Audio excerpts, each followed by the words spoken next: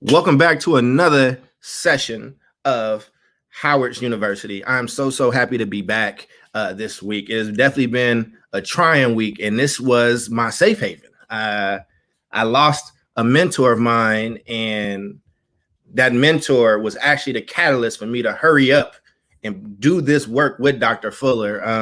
I've told this to Fuller, and I've often said this. That mentor that I lost, Dr. Bert Lubin, was what Fuller is to me in education. That's what Dr. Lubin was to me in healthcare, and just showed me the ropes and just done all this amazing work. So God rest his soul. But I am here, and I'm really excited that we have our guy back. I'm going to bring him in right now. We have Dr. Fuller back with us. Dr. Fuller, your young people came on with one of my young people last week. And before we hop into this episode, this session, this class, tell me how that was watching that for you. Well, two things, Charles. Before we get on that, I want to express my condolences for the loss of your mentor and friend. And I appreciate the fact that with that loss, and then the loss of the sister that you told me about from Oakland Beach. So I know you're going through it, and I really appreciate you hanging on and us doing this. And I hope this helps a little bit with the feelings that you have at this moment. So I just want to make sure I acknowledge that. I appreciate that, and I appreciate that. Thank you. Yeah, with the kids, man, it was like I was like tripping, man, to see my girls, on the show, and I'm just super proud of them, right? And the twins got a lot of play because they were accepted in 38 schools, got $1 million worth of scholarships. But quiet as is kept, like Shirlene got $1 million worth of scholarships herself. And so I was really proud of them. And I really appreciate you doing that. And, I'd like to be on another time with them and, have a conversation. But again, thanks a lot for doing it. It was fantastic. Oh man, no problem, man. We can definitely make that happen. And if you are watching us now, we're about to get into the civil rights discussion. Can you do us a favor? If you're watching, please share this and comment. We want to make sure, and Dr. Fuller, I will make sure that this is shared on your Twitter page right now, so people going to your page can watch it live there. But yeah, man, you wanted to actually go into this civil rights conversation, and I am so excited for it. I know that there's been a lot of misperceptions that people have had about this stuff, or some information has been missing. And I've heard you do parts of this talk before. So let's jump right into it, man. Yeah, well, so what I thought, Charles, I'm really glad you agreed that this would be worth doing. And we're kind of treating this one like the first time as like a lecture at Howard University, right? So this would be like my teaching the session on civil rights, right? So that's how we're going to work with this. I know you're going to push me on it, but what I'm hoping that people will get out of this is number one, to get a better understanding of, quote, the civil rights movement. And I'm hoping that some educators out there might decide that they want to take this and use it in their classes, because I found it as a really good overview of a movement that people talk a lot about, but never really define. And so that's what we're going to try to do today. And so the thing is, I want to begin, as I always try to do on a course like this, with really the definitions, because I think that these definitions provide the frame for you to have like the broader conversation. And so when we talk about the civil rights movement, I really talk about a period between 1953 and probably 1968 is the period that I'm covering, because you can go back and pick other periods of time when there were, quote, civil rights movements. There's always been, to a certain extent, civil rights movement. But I'm talking about the civil rights movement led by Black people.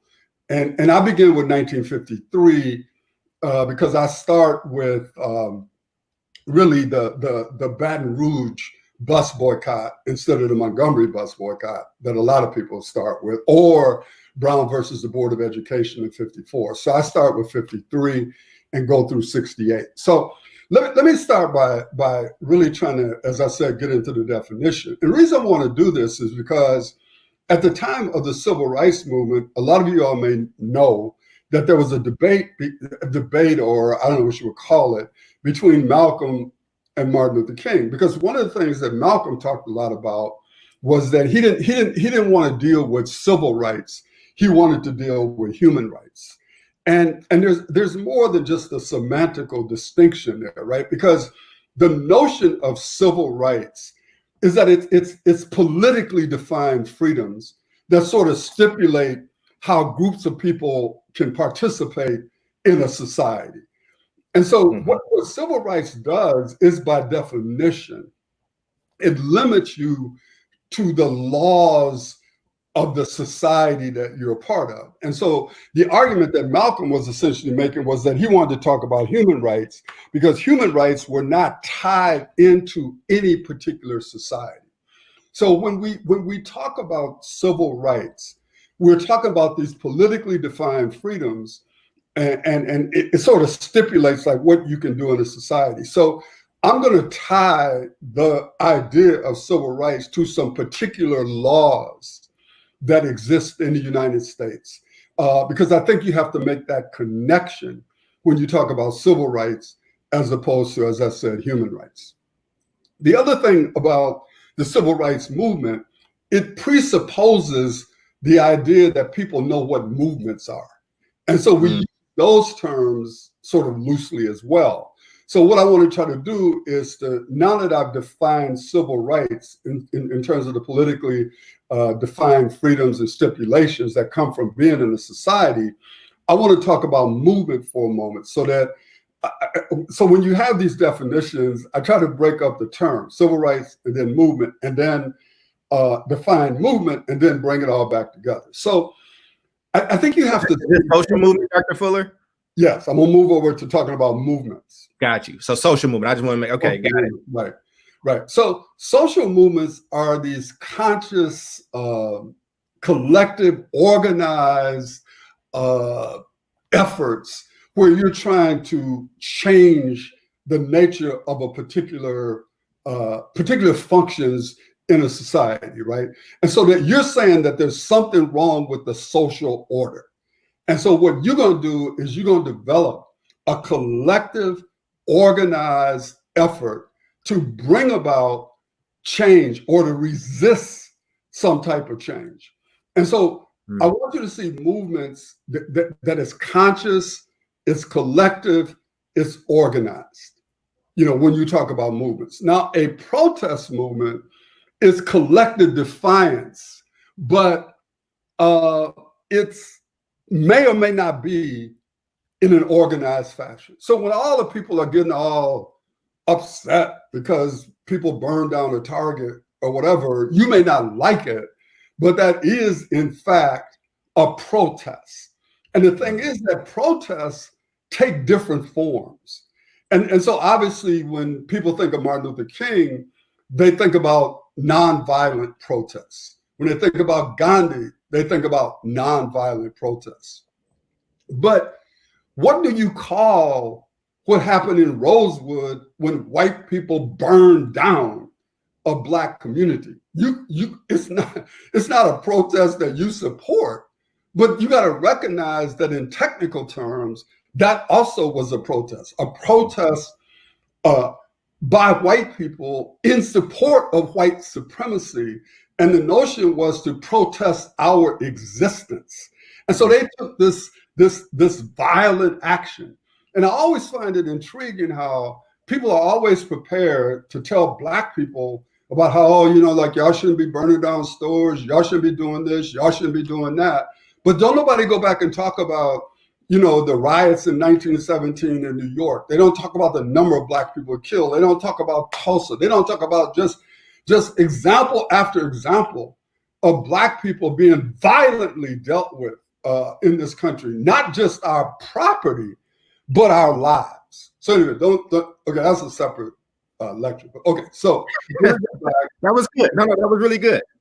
Yeah, but so let me go back and focus then on two things. We're talking about movement because now we've defined civil rights, in terms of these politically stipulated things that people can do in a society that they live in.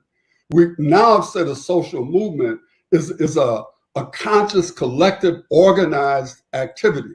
So if you take those two things put together, right? If you just for a moment think about how we've defined civil rights and how we've defined movement, we now have in essence said, here's what the civil rights movement was, that it was a conscious, collective, and organized effort to secure formal political rights, mostly in the South, where they were trying to end legal apartheid. They wanted to eliminate the kind of personal indignities that Black people were dealing with every single day, and they were trying to make economic advances. So if you go back and say, okay, that civil rights movement during that period of time that I outlined was this conscious, collective, and organized effort to secure political rights, to advance economic rights, and to eliminate the kind of personal indignities that Black people were dealing with on a regular basis. Now, the thing to remember about any kind of movement, any kind of social movement, there's really two things that are impacted: your consciousness and your behavior, right?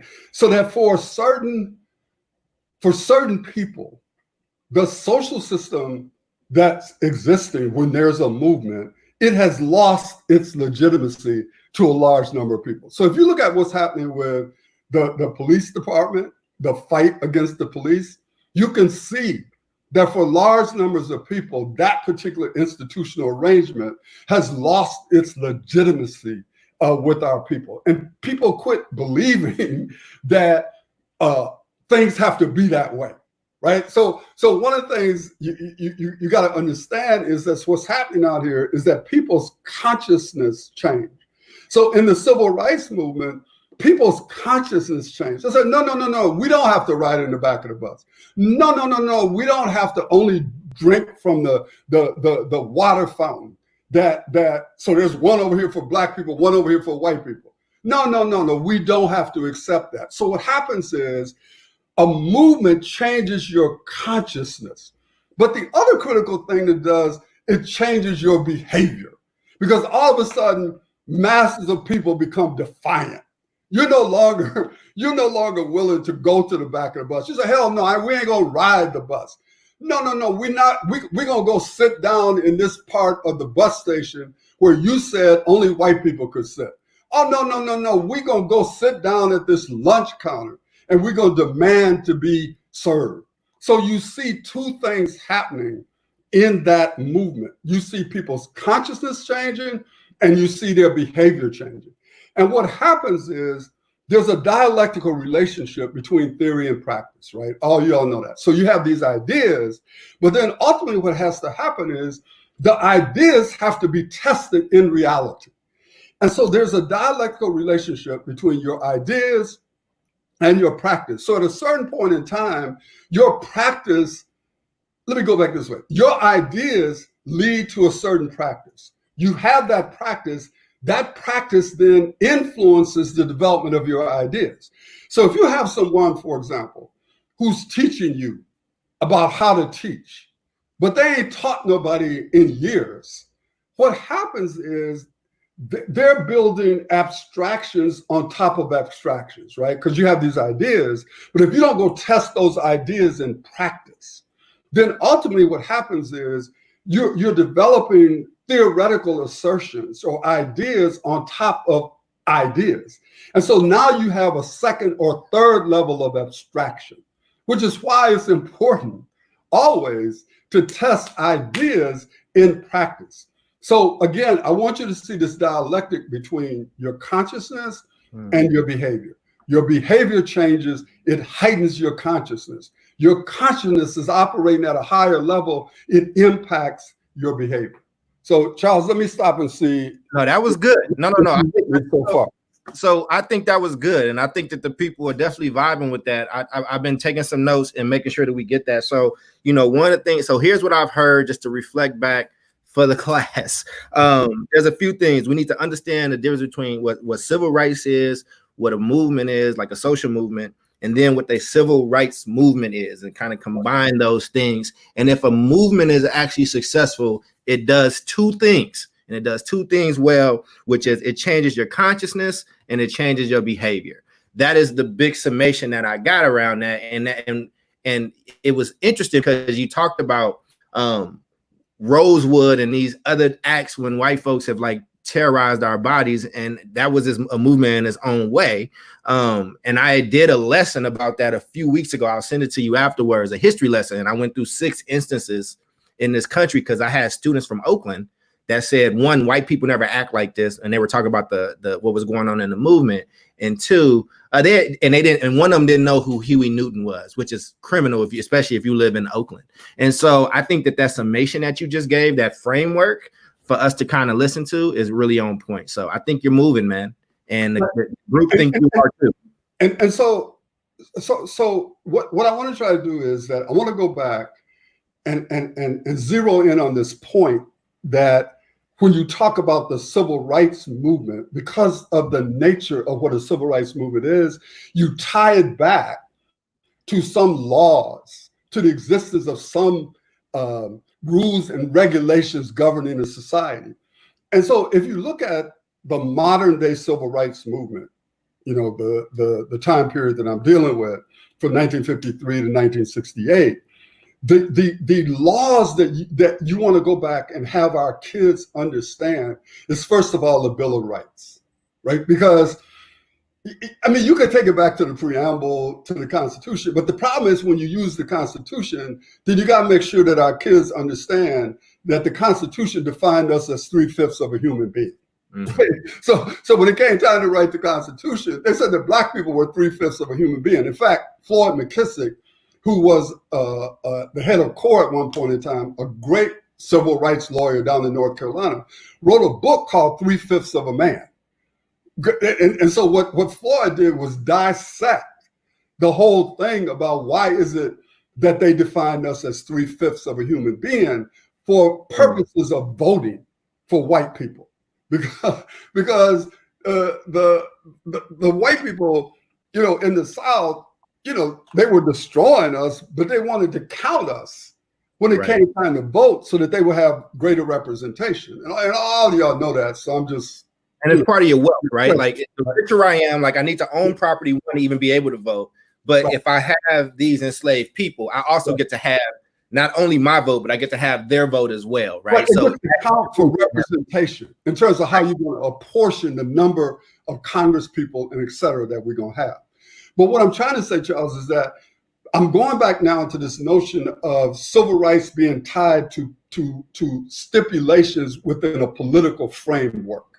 So now what I'm trying to suggest is I want you to look at, and I want our kids to look at the Bill of Rights as one of those politically defined entities that the civil rights movement was tied back into. So when you look at the Bill of Rights, obviously what we're talking about, and it went into effect in 1791, are the first 10 amendments to the Constitution.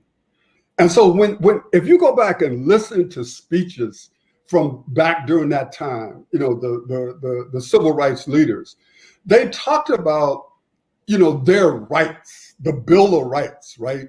And so we should always understand what was in that Bill of Rights, because what you'll find is that a lot of the people who opposed us also tried to cite things in the Bill of Rights, particularly as it related to the rights to bear arms. So we need to be clear on what were those first 10 amendments, right? Because there were important things like right to a trial by jury, right to a speedy trial, prohibited excessive bail and fines, safeguarded other rights not explicitly enumerated in the Constitution. That's a huge one, right? Because the question is, as Black people, what rights did we have that were not, quote, enumerated in the Constitution? And could you even use the Constitution since we were defined as 3/5 of a human being? But the Bill of Rights represented the first 10 amendments to the Constitution, because we're going to get to the 3 that were most critical for us. But you always do need to go back and make sure your students understand the Bill of Rights as one of those politically defined documents that you would tie the civil rights movement back to. You know, given again the political, the definition of civil rights. But for us, you would move to the 13th, the 14th, and the 15th Amendments to the Constitution.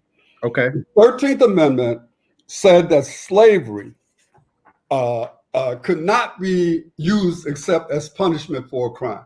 So the 13th Amendment to the Constitution, which was approved December 6, 1865. Now, here's why that's critical, Charles. So, because we just went through Juneteenth Day, a lot of people are at least aware that when the message got to the people in Texas about slavery being ended, it was I think like 4 years after it actually happened, before the word. I think it was 2. Yeah, I thought it was 2, but yeah, because in Kentucky, we celebrate the 8th of August. In Kentucky, yeah. Yeah, because Lincoln actually started talking about it in 61, but I think it was in January of 1863. But in any event, but even though technically slavery was ended, when Lincoln made that pronouncement and allowed Black people now to become soldiers in the Army, it still wasn't solidified as a political in our political documents until the 13th Amendment to the Constitution. Then you want to look at the 14th Amendment, and then you want to look at the 15th Amendment. That those 3 amendments were critical. The 15th one being critical because presumably we were given the right to vote, or stated another way, you could not deny people the right to vote because of their race. So, so you start your students off making sure they understand the Constitution, the Bill of Rights, and then those the next amendments, particularly the 13th, 14th, and 15th Amendments. And the reason why you want to do that, Charles, is because when you take people back to the initial definition of civil rights, you then have to take them to what are the political documents that we can tie our struggle to, right? If we are part of the society, then there are these laws that have been stipulated in the society. Which ones set the frame for our struggle? And so that's what I'm trying to say. When you look at the frame of the struggles between 1953 and 1968, you're looking at the Constitution, you're looking at the Bill of Rights, you're looking at the 13th, the 14th, and the 15th Amendments to the Constitution. And if you listen to speeches and stuff that Martin Luther King and others gave, there were a lot of references, not necessarily specifically to this, we're talking about the 13th Amendment.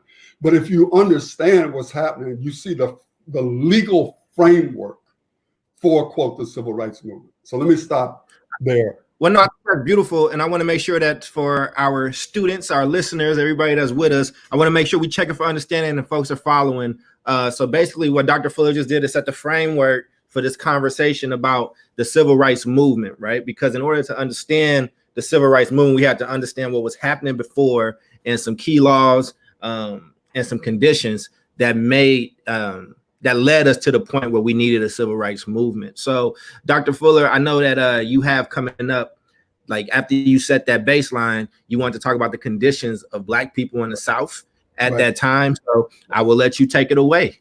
Right. So what we now want to understand is there was a 3-part system of domination of Black people at that moment in time.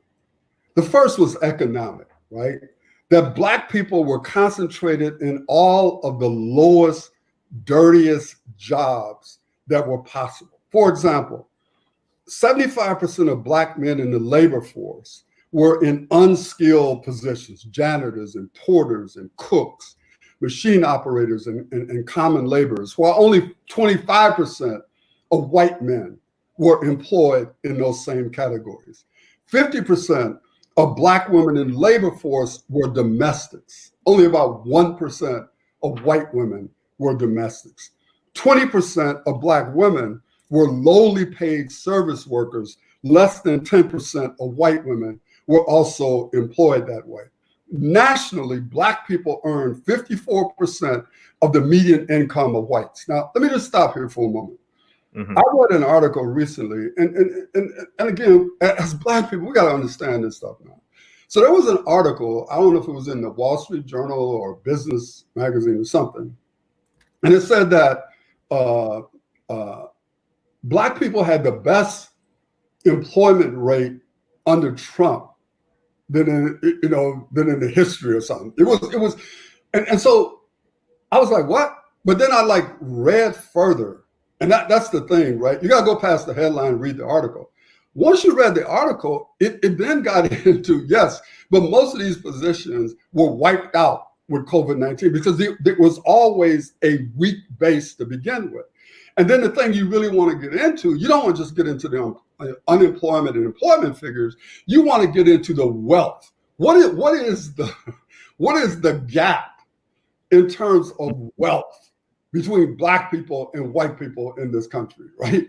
And that's the thing you want to look at, because what people are saying now is that after COVID, I think this number is right, that the median wealth quotient for white people is going to be $100,000. For Black people, it's going to be zero.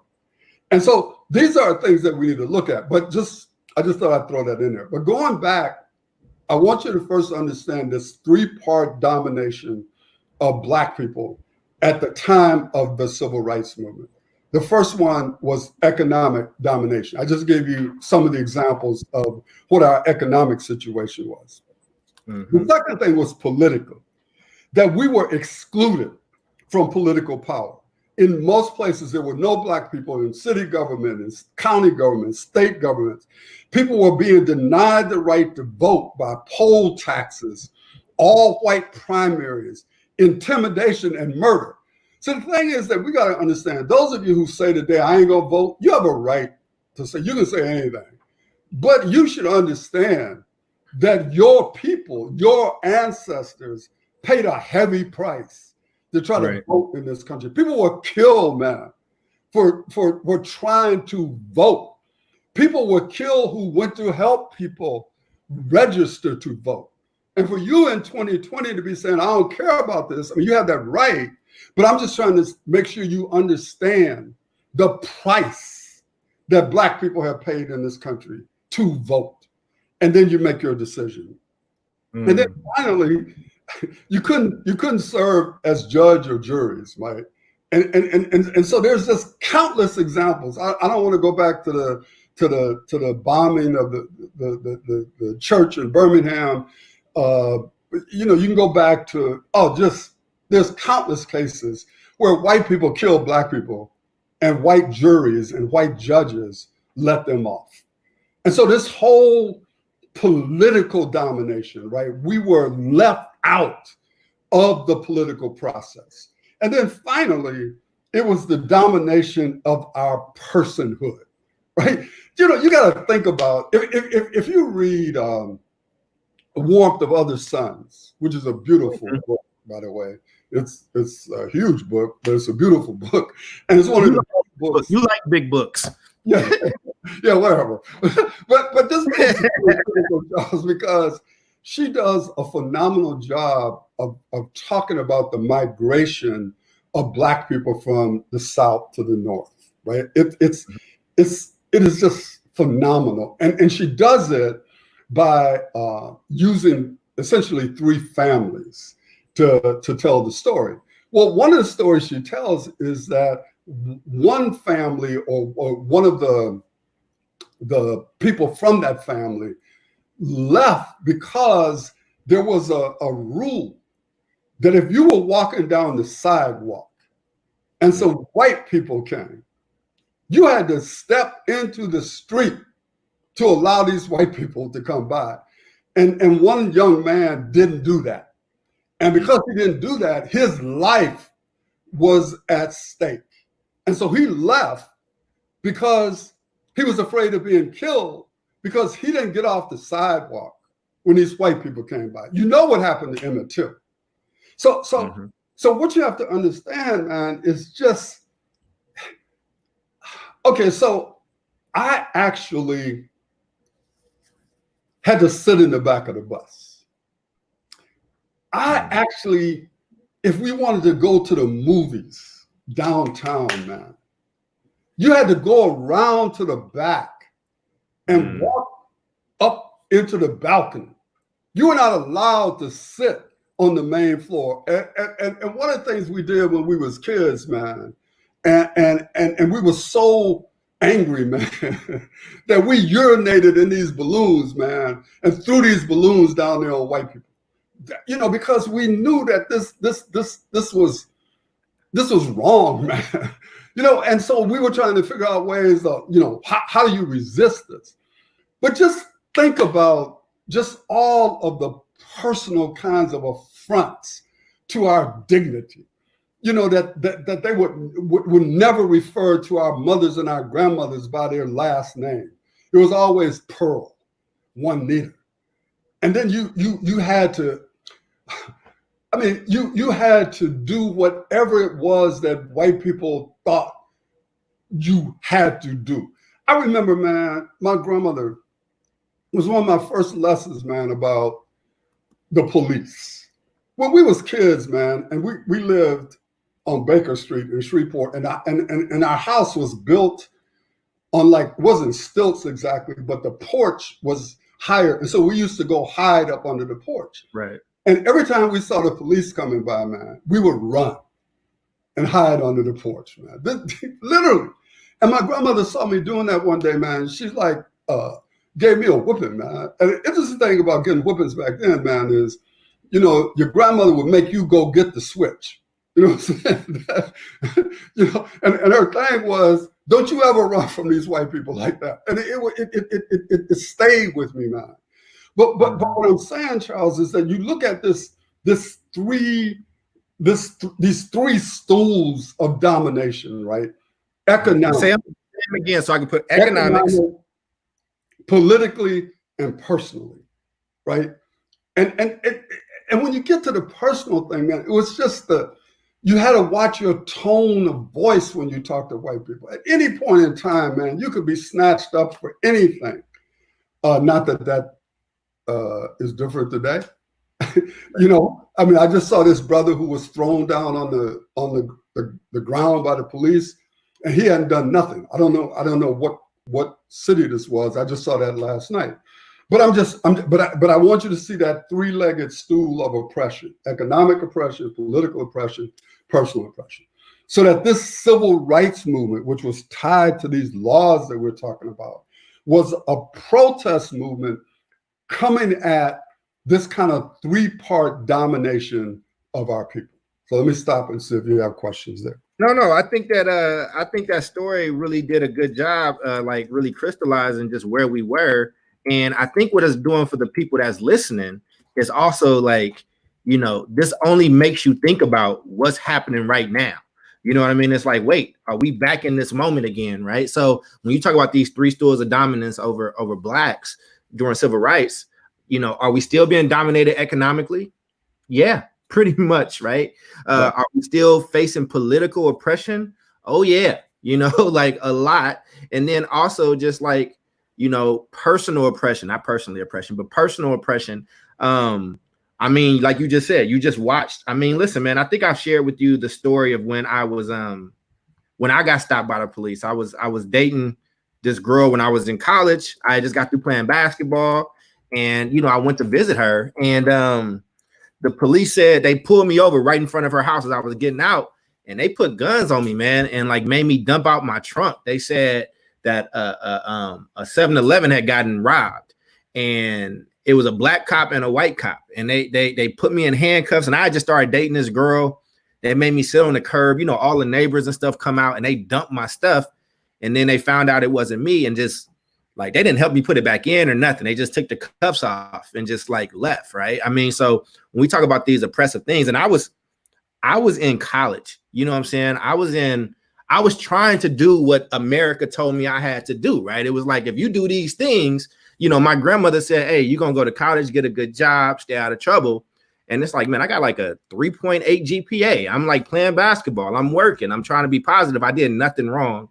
And to still feel like the code still, like they put the gun on my neck. And so, you know, when we talk about people being enraged or angry, it gets to a point where you just kind of go numb. And I was talking to you about that earlier. So I think you actually crystallized that pretty well. Yeah, I think the thing I want to come back to and put a cap on this part, and it's to say that all white people benefited from this tri-domination, right? All white people. You know, so some white people meant that you didn't have to compete with black people because black people were shut out of all kinds of positions and possibilities. But here's the thing to always remember, man, about how white supremacy works, right? So black people came out of slavery, right? Understanding, at least the way I look at it, is that we were liberated, but we were not free, right? And so one of the things that we felt was that education was going to be like our pathway to the realization of freedom now that we were, quote, liberated from slavery. A lot of poor white people, they wasn't feeling that, and they bought into the notion that the rich white people were going to take care of them. And so the okie doke that happened to poor white people, and Trump is still using today, by the way, is that no matter how bad your situation is, you better than them niggas. And so the important thing to remember is that white people united around one thing: white. They're being white, and the privilege that came from them being white. That is the nature of white supremacy. So when people are looking at the fact today and trying to figure out how is it that so many white people could go for Trump, a liar, he's a clear liar. He's done things, man, that have clearly had people killed. People who didn't have to die because of this man's incompetency, because this man has no empathy for human beings. You will ask the question, how is it that millions of white people and some Negroes, because you can find Negroes out there to support almost anything, would unite around someone like Trump? The reason is that if you start telling white people, look, in 2044, for the first time, this country is not going to be a majority white. So Trump's notion was, look, what I'm going to do when I get in, man, is like, I'm going to cut off as many people as I can. I'm going to like get rid of them. I'm going to stop them from coming in. I'm going to put them out. And then I'm going to go to Norway and get us some white people. This ain't even a dog whistle. This is just a direct, we got to maintain white supremacy in this country. Only a fool wouldn't understand that. And so what I'm saying is, if you go back and look at that period of history, what happened is the white rulers were able to collectively get white people to support this by saying one simple thing to them. You got no food yourself. You got no clothing yourself. You got no job yourself. But you know what? You better than them niggas. And so you really have to understand that dynamic, both then and now. But I will say this, right? And you know, Bill Gates or I'm sorry, Skip Gates has written about this. And I'm trying to remember the particular book he wrote that I read. And there's a danger to this, to romanticizing segregation.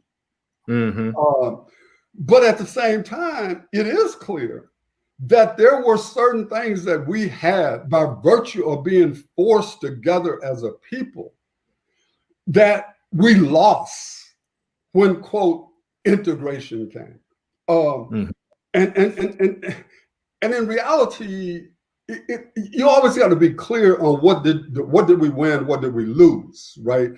Because what I'm saying is that this domination that I'm talking about forced us into a different kind of community than what it is that we have today. And so for example, people talk a lot about Martin Luther King, and supporting integration. Well, if you read Lost Education of Horace Tate by Vanessa Siddle Walker, she talks about a speech that Martin Luther King gave in 19... Say it again slowly, because I got to put it up on the screen for people, because they get mad when I don't get these books. Yeah, it's The Lost Education of Horace Tate. And Horace Tate was a phenomenal organizer of Black educators in Georgia. And you had it was called the Georgia Teacher and Education Association. I always get the names mixed up, but it was the organization of Black educators, right? So in 1967, they asked Martin Luther King to come give a speech to the annual meeting of the association. And one of the things that Martin Luther King said there was, he said that a lot of white people and a lot of Black people too look at integration as simply an issue of numbers. I look at it in terms of shared power. And he said very specifically that I don't think that integration should mean Negro annihilation, is the terminology that he used. Mm-hmm. And that I am not one who supports being integrated out of power. And so one of the things we got to be clear about is that there were certain things that existed in that consolidated Black community that got shattered when integration came along. Mm. And so while I'm never going to romanticize that type of oppression, there's always the flip side of any particular situation. There's the other side of it, right? So there were things that were positive about what was happening to us during that period. And so it's important to study that, right? Because otherwise we'll have a binary or singular view, not binary, a singular view about what that whole period was. But anyway. No, that's good. Because I'm gonna move us to the next section, but I wanted to say, I got the book down. I put it out there. Your daughter just sent you some love. I love times in. It's beautiful. And there another book was that I read. I remember reading this in college. Was What's the Matter with Kansas? And it basically one of the main points of that book was what you talked about, right? And it made me reflect on my time living with my grandmother in Paducah, Kentucky, where there was a poor Black neighborhood, but there was also a really, really poor trailer park neighborhood for like poor white people. And one of the things that book crystallized for me was that the lie that politicians sell to poor white people is, even if you poor, you still better than them. Because the question that Frank was asking was, why do poor white people vote against their interests? Correct. And basically what he broke down is what you just kind of said, is that there have been generational kind of brainwashing of, at least we ain't them, at least we not them. And you have to perpetuate that and kind of keep that going. So I'll put that up there as well. This is really good, man. We are definitely not going to get to everything, but but we got time. We got time for this next section, because the next section that we were going to go to, and then I'll mute myself because they're doing some work outside, but was you wanted to start defining strategies and tactics so you could kind of go into the basic tactics of the civil rights movement. Yeah, but before I go there, Charles, okay, there's one other thing I want to make sure. Because again, I'm gonna go back to that original definition of civil rights and tying civil rights to politically defined freedoms, right? So what I also want our folks to put down is that there were a series of major civil rights legislations between 1957 and 1968 that became a part of the struggle during that period. So I want people to go back and check out the Civil Rights Act of 1957, right? This was really the first Civil Rights Act that was passed since the post-Reconstruction period. And it prohibited actions by people to prevent people from voting in federal elections, right? So I want you to go back and check out the Civil Rights Act of 1957, the Civil Rights Act of 1960, the Civil Rights Act of 1964, the Voting Rights Act of 1965, and the Civil Rights Bill of 1968. So that during this period that I've outlined as the period of this modern day civil rights movement, and again, going back and making a connection between civil rights as a concept tied to laws that were passed by the government, I want you to go back and look at these 5 pieces of legislation. Again, the Civil Rights Act of 1957, the Civil Rights Act of 1960, the Civil Rights Act of 1964, the Voting Rights Act of 1965, and the Civil Rights Bill of 1968. And so by going back to those and going back to the Constitution, the Bill of Rights, the 13th, 14th, and 15th Amendment, you then have sort of the what I want to call it, like the foundational legal decisions that this notion of the civil rights movement. So I just want to cap that part of the discussion before I move to strategy and tactics. And I'm gonna, because they're gonna ask me to write it down, so I'm gonna put it on there. So 1957 Civil Rights Act, Civil Rights Act 1960, Civil Rights Act 1964, and 65. What was it again? The Voting Rights Act. Voting Rights Act, and then 68 was what? The Civil Rights Bill in 1968. Got it. I'll put that in the comments. Okay. So now what we want to try to move to is what you said, this discussion about strategy and tactics. And I think that this is an important thing today. It's always important when you're trying to fight, right? So the thing is, we have to make this distinction between principle, strategy, and tactics, right? So for me, principle is sort of what drives you. What are like your fundamental set of beliefs? So that, for example, if you believe, if you go back and say, look, I buy into what Aristotle said, and what Aristotle said is that there's certain rights that ought to accrue to you because you're human, right? Because you're a human being. That's not tied, and this is what Malcolm was talking about too. It's not tied to any particular society, right? There are certain things that ought to accrue to you by virtue of the fact that you are a human being, right?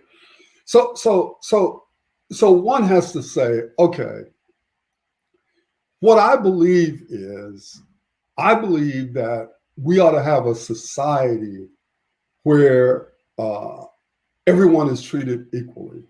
We ought to have a society where there is no racism, no discrimination based on gender, or no discrimination based on how you define yourself as a human, right? That's something that you fundamentally believe. The question then is, what is your strategy to try to make that be the nature of the society? And then, given what your strategy is, which is some long-term plan of action that's designed to get to a particular goal. So that, for example, the civil rights movement's goal was to achieve the democratic rights guaranteed by the U.S. Constitution and all of these other laws that came about, right? So the point is that the goal, the objective of the civil rights movement was to achieve these broad democratic rights that were, quote, guaranteed by the Constitution as it was amended. So then the question is, okay, that's your goal. That's your objective. What is your long-term plan of action to get to that goal? And then what are the tactics that you're going to use on a day-to-day basis that supports that strategy, and that strategy is aimed at getting you to a particular goal. And I think during struggle, one of the most difficult things to do, Charles, is to be clear on what is a matter of principle or your objective. What is the strategy that you have developed to pursue that objective? And then what are the tactics? And I think what happens is, if we confuse those things, you may see, and I've talked about this, but it's just, again, I'm gonna try to use an example.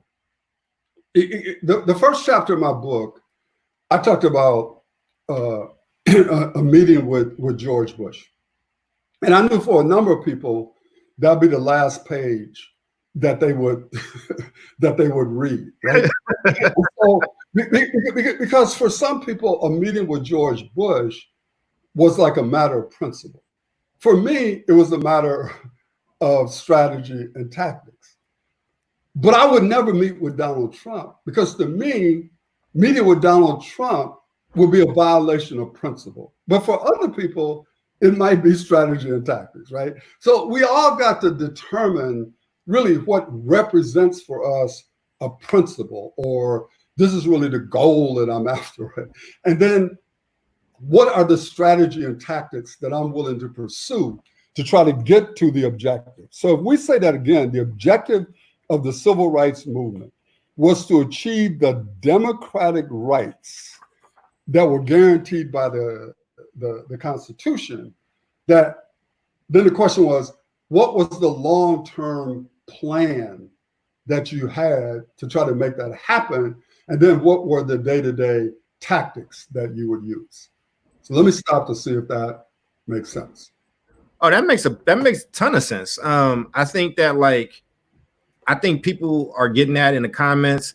Miss Toya said, "Oh, principles," and she just put that as her only part or whatever. I think it's really important for us to understand and almost have a spreadsheet in our mind of, okay, is this thing a strategy, tactic, or principle, right? Because if we are in a group and we are trying to organize, we all need to be very clear on what is what for whom, and then set our collective goals around those things, so it doesn't splinter off and kind of break down on itself. I think that if I'm looking at where we are today, I think that we get a lot of momentum, but then many of us are not aligned on strategies, tactics, and principles, and then we veer, and we kind of like hurt ourselves from the inside, right? That's, that happens when you don't have a singular leader. So I think it's a really important concept, and I'm gonna do some meditating on it later and probably write something.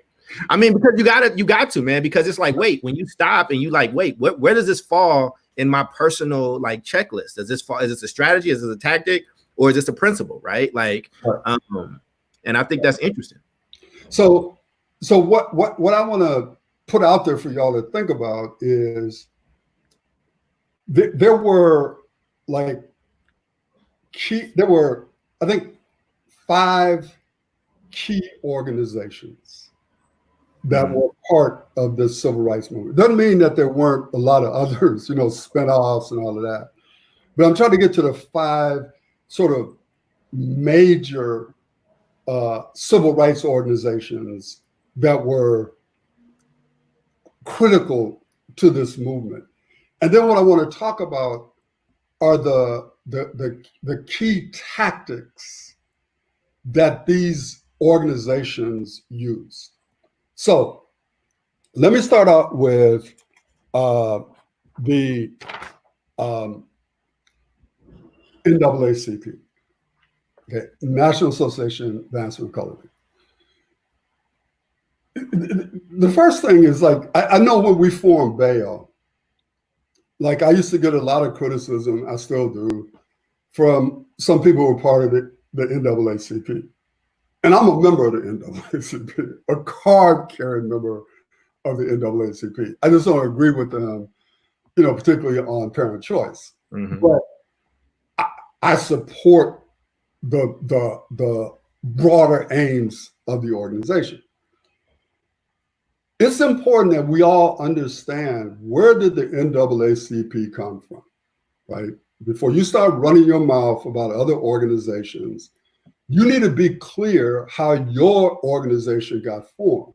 Mm. And so those of you who know anything about the history of the NAACP, you know that it was the bringing together of two separate sort of movements or organizational forms. You had the Niagara movement, and this was a group of Black men, I don't think there were any women there, that Du Bois essentially had led, and they called it the Niagara movement because they met up at Niagara Falls, up in that area. And they were trying to outline a program of action for Black people. And then there was this white woman in Illinois. Think of her name in a minute, starts with an S. She was, a liberal trying to fight for Black people's rights. And so there was a meeting between Du Bois and some of the people and her people. And they made the decision to form the NAACP back in 1910. So the coming together of the Niagara movement and these sort of abolitionist type white liberals. And so when the NAACP was formed, people should know that both Monroe Trotter and Ida B. Wells were mad because they thought there was too many white people there when the NAACP got created. And I think that this is true, and you all can correct me, but the initial leaders of the NAACP were white. And I don't know if Roy Wilkins was the first Black head of the NAACP, but you all can go back and check that. But what I want you to understand is that one of the key organizations of the civil rights movement was the National Association for the Advancement of Colored People. And from a tactical standpoint, the NAACP focused on legal action. That wasn't the only thing that they did, because I'm going to talk about these sort of four main tactics: legal action, support services, mass struggle, and electoral politics as being the four major tactics of the movement. And each of these I want to give you a time check. We at 50 mark. But Dr. Fuller, we own this. So as long as you here, we can just do this, brother. So take the time that you need. Yeah, but we also want to be sort of respectful of the time of the people who are here. And okay. So what we can do is we can end with the NAACP. And then next week we can pick up and finish this thing on the civil rights movement. Because where I'm going with this, Charles, is, again, I'm making an argument that there were four basic tactics of the civil rights movement: legal action, support services, mass struggles, and electoral politics. And the organizations that we're going to be talking about, the NAACP, the Urban League, the Southern Christian Leadership Council, the Congress of Racial Equality, and SNCC, the Student Nonviolent Coordinating Committee. Those are going to be the five key organizations. And what we're going to do is we're going to come back and tie a tactic to each one of those organizations. Not that they only pursued one tactic, but primarily this was their role in the broad civil rights movement. So again, we're going to be talking about the NAACP, the Congress of Racial Equality, Southern Christian Leadership Conference, SNCC, Student Nonviolent Coordinating Committee, and the Urban League. And they all played different roles at different point in time in this civil rights movement that we're talking about. So, so let me stop there. Thank people for being a part. And we really like to get some feedback on whether or not you all thought that this particular session was useful and helpful. Because if it is, we'll finish it off. If it ain't, Charles can just say, no. I mean, I can give you some feedback right now because I'm looking at the comments. People really like it. Some of them wanted you to keep going. there are some folks that's like bookmarking it so they can come back and listen to it again, but we're definitely going to finish this up. So if you want to hear the rest of this in this arc, you got to come back next week and you got to like share it. Let's get more people there. Let's kind of have conversations about this, because in the midst of everything that's happening, we're missing some basic history. I think at times we're missing some facts. And I just think it helps to really understand what moment we're in and just ways that we can move forward with it. Right. So I appreciate you, man. And I appreciate you being there for me today. And this is the best place I could be with the type of week that I'm having, and it's Tuesday. So for Dr. Fuller, I am Dr. Charles Cole III. This is Howard University, and we will see you again next week at the same time and the same places. Bookmark it now, and we'll also try to get the Eventbrite out for next week's session. Dr. Fuller, do you have anything you want to say as we close out? Yeah, I just want to again say, brother, again, condolences, for the losses, and I know how that feels. And again, like always, I just want to urge our people to be safe out there, man. This virus ain't gone nowhere, and so I'm just hoping that people are doing things to stay as safe as possible. And Dr. Fuller, we're going to close out, but again, we own this, so we can go a little later if we want, but I want you to hear this. So here's the feedback, and you should hear what people are saying. This is very important content. It's very hopeful. It's always good to revisit the history of the movement. Sharif said it's beyond useful. You are a walking encyclopedia. He is definitely talking about you. And he also said, thank you. That's right. Talk about how they all use forms of nonviolent tactics. Wasn't always nonviolent, but I got you. But we would talk about all those tactics. Everything that you said was helpful. Michelle says she's ready. Excited for the next one. So we have people, man, and people are here for you. Kathleen said she's definitely here for it. Toya gave you a whole bunch of claps and black heart. Courtney said that there are so many parallels to today. Robert called you a living legend. And Fatima said that she wants ongoing sessions. So I think that means we'll be back next week, man. It sounds good, man. Thanks for the feedback. I particularly thank my daughters, because if my daughters were with me, I'd be in deep trouble, man. So hey, man, they show up for you, man. So I appreciate you all, and I appreciate everybody that tuned in. Please help us out again by sharing this, put it in messages, make sure you share the link.